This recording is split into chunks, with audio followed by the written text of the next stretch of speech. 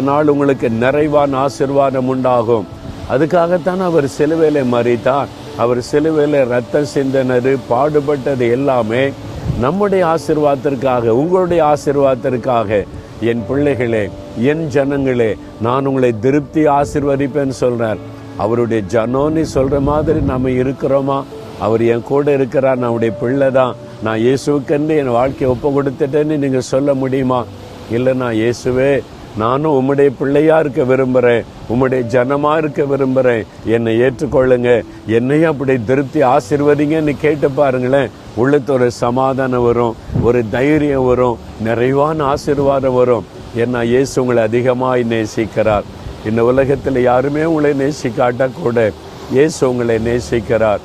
என் பிள்ளைகள், நான் உங்களை நிறைவா ஆசீர்வதிக்கணும்னு ஆண்டவர் சொல்லுகிறார். நீங்க சொல்லுங்க, நான் உங்க பிள்ளை தான் ஆண்டவரே, என்னையும் ஆசீர்வதிங்கன்னு சொல்லுங்க. அவர் கட்டாயம் ஆசீர்வதிப்பார். தகப்பனே, அருமையான இந்த மகன் மகளுக்காக ஜெபிக்கிறேன். இவங்க உங்க பிள்ளைங்கப்பா, உங்களால சிருஷ்டிக்கப்பட்டவங்க. இவங்களுக்காக சிலுவையில நீங்க ரத்த சிந்தி மறித்தீங்க. ஆசீர்வதிங்க.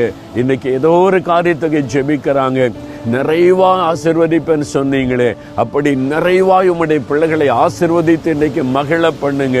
இன்னைக்கு அவங்க திருப்தியா, சந்தோஷமாய் இயேசு என்னை ஆசீர்வதித்தார் என்ற மகிழணும். அப்படி